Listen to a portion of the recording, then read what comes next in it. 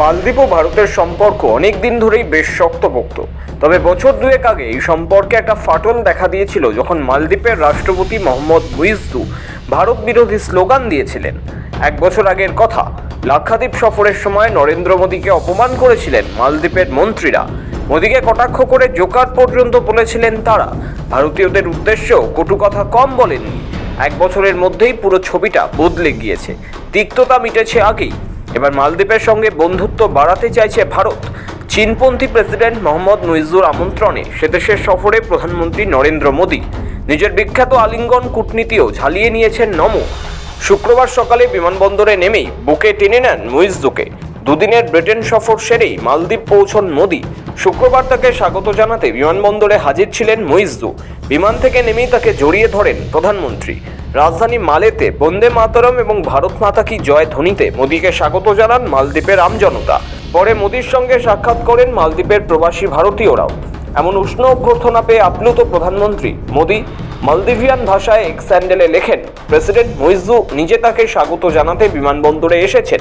আশা করছেন ভারত মালদ্বীপ দ্বিপাক্ষিক সম্পর্ক এবার নতুন উচ্চতায় পৌঁছবে। 25 ও 26শে জুলাই মালদ্বীপ সফরে মোদী। দেশটির 60তম জাতীয় দিবসের প্রধান অতিথি হিসাবে তাকে আমন্ত্রণ জানানো হয়েছিল। সেই ডাকে সাড়া দিয়েই মালদ্বীপে পৌঁছন মোদী।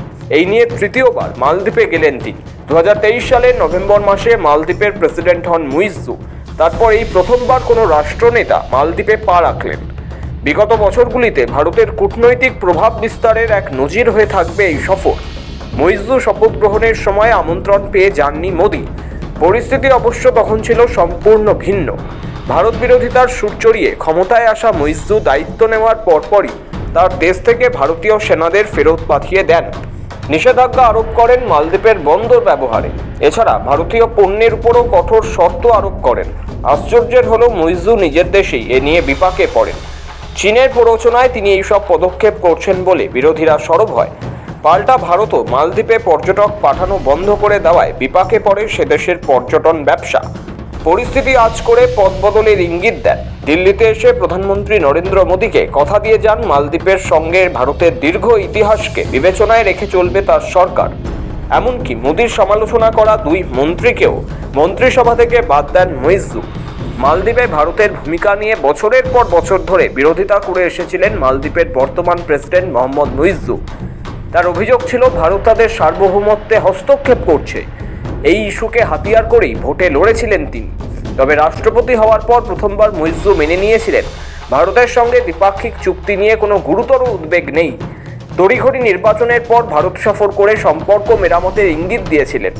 সেই পদক্ষেপেরই প্রতিফলন এবং সম্প্রসারণ ঘটেছে প্রধানমন্ত্রী মোদীর এই সফরের মাধ্যমে। মালদ্বীপের এক সময়কার এই ভারত বিরোধী প্রেসিডেন্টের পদ বদলের আরও একটি কারণ চীনের ঋণ। বছরের পর বছর চীনের কাছ থেকে নেওয়া ঋণ শোধ করতে গিয়ে নাভিশ্বাস উঠেছে দেশটির। চীনের দেওয়া ঋণের টাকা সুদে আসলে মেটাতে গিয়েই মুখ থুবড়ে পড়ছিল শ্রীলঙ্কার অর্থনীতি।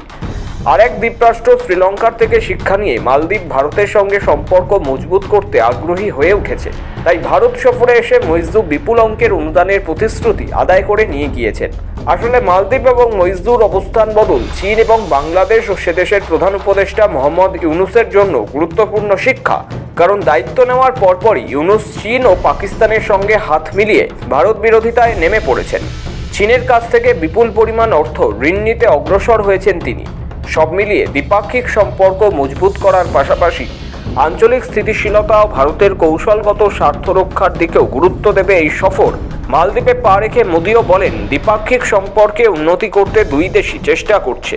আসলে মিশন মালদ্বীপ শুধুমাত্র একটি সফর নয়, এটি ভারতের একটি কৌশলগত যুদ্ধ। এই কৌশলের অধীনে মালদ্বীপকে নীরবে ভারত চীনের থেকে দূরে সরিয়ে দিয়েছে। আর মোদীর এই সফর প্রমাণ করে ভারত এখনও এই অঞ্চলের কূটনৈতিক ভরকেন্দ্রেই রয়েছে ও সঠিক পথে এগিয়ে চলেছে। তাই এই পরিস্থিতিতে মোদীর মালদ্বীপ সফরে কি ঘুম উড়বে চীনের? বিশেষ বার্তা পৌঁছে দেওয়া হবে ইউনুসকেও? তুঙ্গে চর্চা। ব্যুরো রিপোর্ট, সময় কলকাতা।